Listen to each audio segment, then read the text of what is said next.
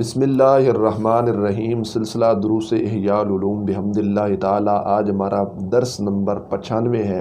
94 دروس ہمارا مکمل ہو چکا ہے۔ حج اور عمرہ شریف کا بیان چل رہا تھا، تو آج ہم گفتگو کریں گے مکہ شریف کی عظمت و شان پر۔ اللہ تعالی عمل کی توفیق عطا فرمائے۔ قرآن مقدس، قرآن مجید، برہان رشید کا بغور مطالعہ کیا جائے تو اللہ تعالیٰ جل جلالہ ارشاد فرماتا ہے، اِنَّ أَوَّلَ بَيْتٍ وُضِعَ لِلنَّاسِ لَلَّذِي بِبَکَّةَ، کہ سب سے پہلا جو گھر بنایا گیا ہے لوگوں کی مطلب عبادت کے لیے مقرر و منتخب کیا گیا ہے، وہ ببکہ تھا۔ یہ مکہ کی ایک لغت ہے، شہر مکہ کے اندر اس کو بنایا گیا ہے۔ اللہ تعالیٰ فرماتا ہے مبارکاً وہدی للعالمین، وہ گھر بڑا مبارک ہے اور اس کے اندر ہدایت ہے، للعالمین، جہان والوں کے لیے، جہان میں رہنے والے لوگوں کے لیے اس گھر کے اندر ہدایت کو رکھا گیا ہے۔ بڑے بڑے گنہگار جب اس مقدس گھر کے قرب میں رہیں گے، اس کی زیارت کریں گے، وہاں آ کر بیت اللہ کا طواف کریں گے، اس کے فیوز و برکات کو جب حاصل کریں گے تو اللہ تعالیٰ جل جلالہ ان کو ہدایت عطا فرما دے گا۔ فیہ آیات بینات، اب اس کے اندر واضح نشانیاں ہیں۔ بینات مقام ابراہیم، وہاں پر مقام ابراہیم بھی ہے۔ مکہ شریف کے اندر کچھ نشانیاں بھی ہیں۔ نشانیوں کو اللہ پاک جل جلالہ نے کن کے ساتھ تعبیر کیا کہ کون سی نشانی ہے، وہ میں آگے عرض کروں گا۔ اس کے اندر کیا ہے، مقام ابراہیم بھی ہے۔ اللہ فرماتا ومن داخلہ کان آمینہ، جو اس میں داخل ہو گیا مطلب مکہ شریف میں، وہ امن والا ہو جائے گا، اس کو کوئی خطرہ لاحق نہیں ہوگا، وہ کسی لحاظ سے اس کو پریشان ہونے کی ضرورت نہیں ہے، اللہ اس کو امن عطا فرمائے گا۔ وَلِلَّهِ عَلَى النَّاسِ حِجُّ الْبَيْتِ مَنِ اسْتَطَاعَ إِلَيْهِ سَبِيلًا، اور اللہ کے لیے ہے مطلب اس کی رضا کے لیے ہے حج اس بیت کا، اس گھر کا، مَنِ اسْتَطَاعَ إِلَيْهِ سَبِيلًا، جو شخص توفیق، طاقت، استطاعت رکھتا ہو اس کے گھر جانے کے لیے، تو اس شخص پر لازم ہے کہ وہ اللہ کی رضا کے لیے کیا کرے، حج کرے۔ وَمَنْ كَفَرَ فَإِنَّ اللَّهَ غَنِيٌّ عَنِ الْعَالَمِينَ، اور اگر کوئی منکر ہوا جس نے انکار کیا تو سن لو اللہ سارے جہاں سے کیا ہے، بے پرواہ ہے۔ اللہ تعالیٰ جل جلالہ نے وہاں پر اس کو مکہ شریف کے لحاظ سے یہ فرمایا کہ یہ مکہ شریف کے اندر ہے، یہ بڑا مبارک ہے، یہ بڑی رحمتوں والا ہے، یہ بڑی برکتوں والا ہے، یہاں سے فیض انسان کو نصیب ہوتا ہے، انسان کو ملتا ہے۔ تو علماء مفسرین نے لکھا کہ اللہ تعالیٰ جل جلالہ نے ساری زمین کی تخلیق سے پہلے 2000 سال پہلے بیت اللہ والی زمین کو پیدا کیا۔ ساری زمین کے سے 2000 سال پہلے بیت اللہ والی زمین کو پیدا کیا گیا، پھر اس سے آگے مشرق، مغرب، شمال، جنوب ساری زمین کو جو ہے وہ پھیلایا گیا ہے، لیکن سب سے پہلے جو حصہ اللہ تعالیٰ جل جلالہ نے بنایا وہ اسی سرزمین کا حصہ ہے جس کو ام القریٰ کہا جاتا ہے۔ اور علماء مفسرین نے لکھا کہ اگر ساری زمین کو سمیٹا جائے تو وہ جو حصہ ہے مکہ شریف والا، بیت اللہ شریف والا، وہ مرکز بنے گا، اسی کے توسل اور اسی کے صدقے ساری زمین کو آگے جو ہے نا پھیلایا گیا ہے، تو وہ زمین کے لحاظ سے وہ عظیم کیا ہے، مرکز نظر آ رہا ہے۔ اللہ تعالیٰ جل جلالہ نے اپنے پاک پیغمبر، اپنے پاک نبی حضرت آدم علیہ السلام کو جس وقت زمین پر بھیجا تو ان کو ایک وحشت محسوس ہوئی، ایک خوف، خطرہ محسوس ہوا۔ انہوں نے کریم رب کی بارگاہ میں التجا کی، فرمایا یا اللہ، کیا اس زمین کو آباد کرنے والا کوئی ہے؟ یا اللہ کوئی ہے جو اس زمین میں رہ کر تیری تسبیح کرے، تیری تکبیر بلند کرے، تیری تحلیل کرے، تیری پاکی کو بیان کرے، تیرا ذکر کرے، تیری حمد و ثنا، تعریف و توصیف کرے؟ جب یہ بات ہوئی تو اللہ تعالیٰ جل جلالہ نے فرمایا اسی زمین کے اندر تمہاری اولاد میں سے بہت میری تسبیح ہاتھ پہ جو ہے نا بیان کرنے والے ہوں گے، اور اس زمین پر میں ایک اللہ فرماتا ہے ایسا گھر بناؤں گا جس گھر کی طرف قدم اٹھانے سے اللہ گناہ معاف فرما دے گا۔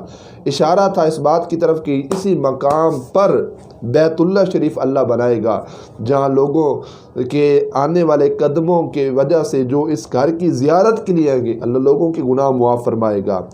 جس کا طواف کرنے سے، رب فرماتا ہے جس گھر کا طواف کرنے سے لوگوں کے درجات بلند ہوں گے، اور جس گھر کے اندر اتنی برکتیں ہوں گی جن برکات کی وجہ سے انسانوں کی زندگی میں ہمیشہ جو ہے تبدیلیاں پیدا ہوتی رہیں گی، ان میں انقلاب پیدا ہوتا رہے گا۔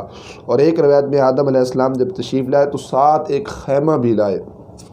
خیمہ جب لے آئے تو بعین ہی کہتی ہوں اسی جگہ جہاں آج بیت اللہ شریف قائم ہے، باب آدم علیہ السلام نے خیمہ وہیں لگا دیا، اور آدم علیہ السلام اسی خیمہ کے اندر موجود رہے۔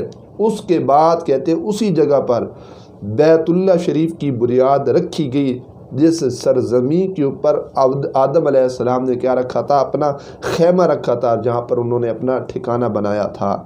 بیت اللہ کی بنیاد رکھنے کے لیے حضرت سیدنا جبریل علیہ السلام آئے، تو انہوں نے کیا کیا؟ زمین کے اوپر اپنا پر مارا، ساتوں زمین کو چیرتے ہوئے وہ آخر تک پہنچا، اور پہاڑوں سے کیا رکھی گئی؟ اس کی بنیاد کو رکھا گیا اور اس کو کھڑا کیا گیا۔ ساتوں زمینوں تک اس کی بنیاد ہے۔ آج اس کے گھروں میں کمرے بنائے جاتے ہیں تو 2، 4، 5، 6، 8 فٹ بلڈنگز وغیرہ کے لحاظ سے ہر شخص اپنی توفیق دے کر یا زمین کی جگہ دے کر کہ زمین نرم ہے، سخت ہے، اس کی بنیاد کس انداز میں کتنے فٹ تک لے کر جانی ہے تو رکھا جاتا ہے، سارا سلسلہ یہ ہوتا ہے۔ لیکن بیت اللہ شریف کی جو بنیادیں وہ ساتوں زمین تک ہیں، اتنی گہری اس کی بنیاد ہے، اور پہاڑوں سے اس کی بنیاد کو جو ہے نہ رکھا گیا۔ اسی طرح کہتے ہیں ساتوں زمینوں کے اندر اس کی بنیاد کو رکھا گیا بیت اللہ شریف کے اندر، بیت اللہ شریف کی۔ کہتے ہیں پھر اس کے بعد اس کی عمارت کو اوپر سے کیا کیا گیا؟ تعمیر کیا۔ بنیادیں ساتوں زمین کے اندر موجود ہیں، پھر زمین سے کیا کیا گیا؟ اس کو مزید اوپر کی طرف اٹھایا گیا، اس کو تعمیر کیا گیا۔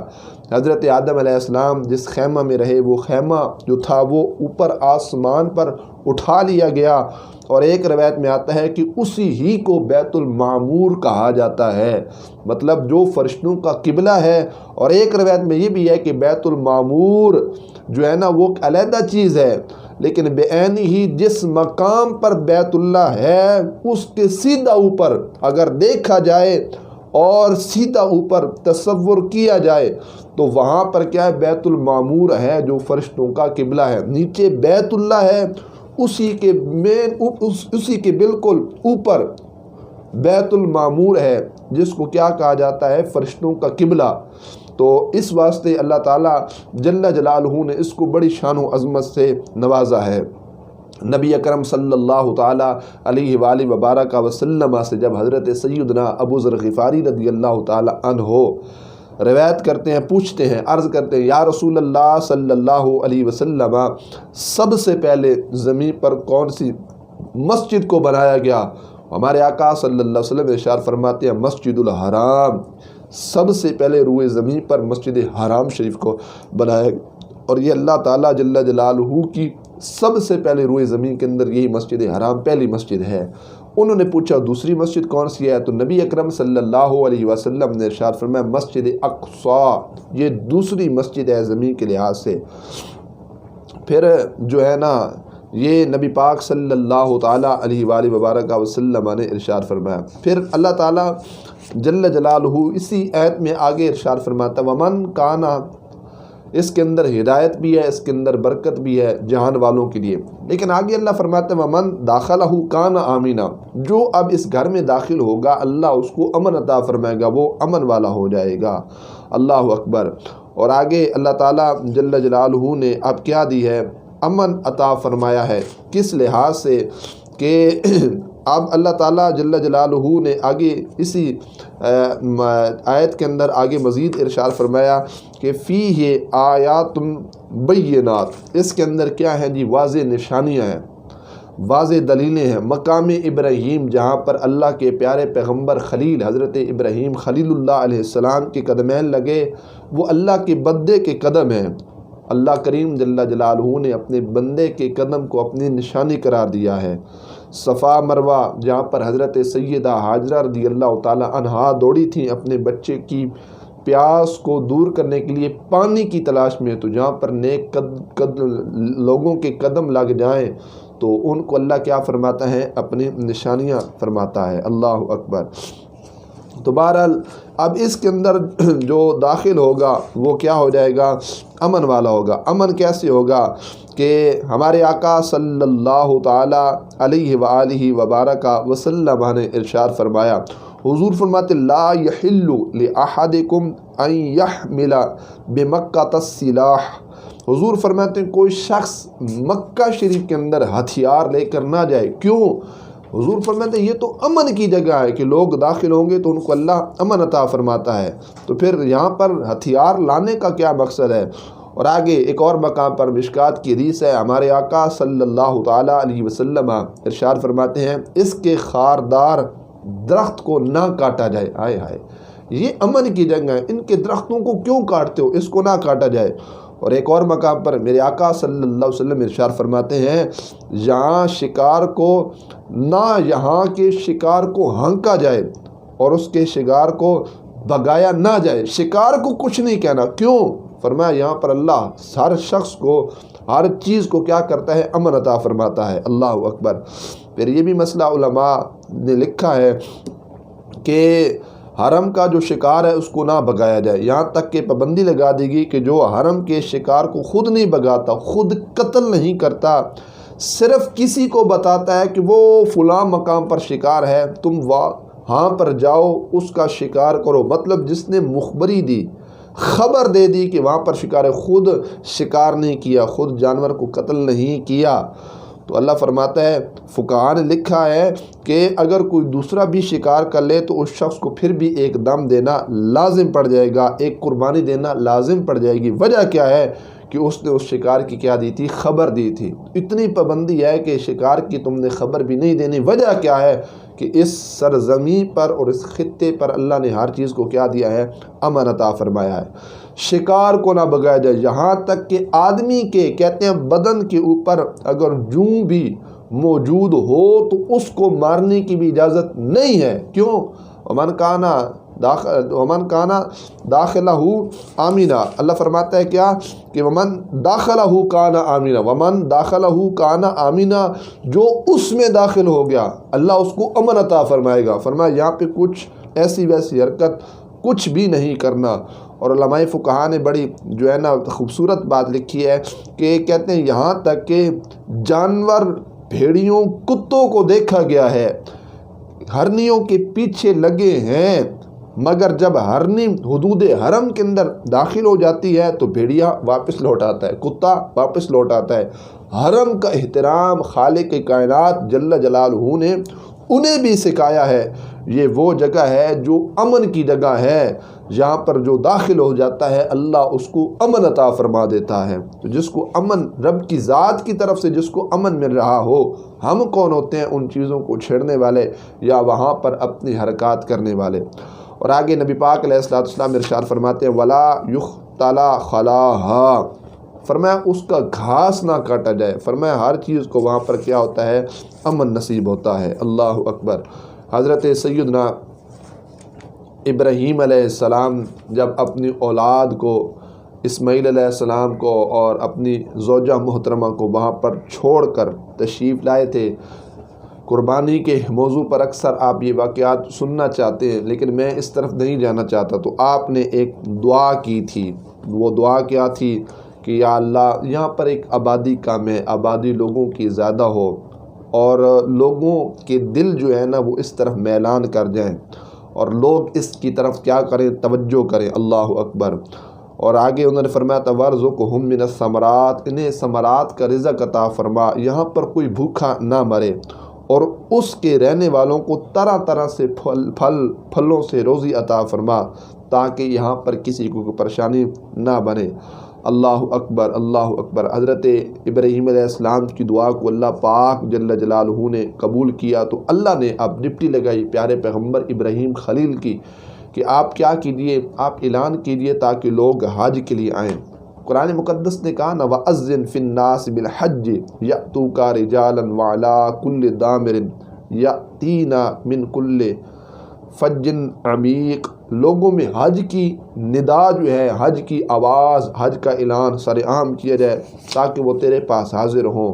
کوئی پیدل آئے، کوئی ہر دبلی اونٹنی پر، کہ لوگ جو ہے نا پیدل بھی آئیں، سوار ہو کر بھی آئیں، طرح طرح سے لوگ جس طرح پہنچ سکتے ہیں وہاں پر پہنچیں۔ اللہ اکبر۔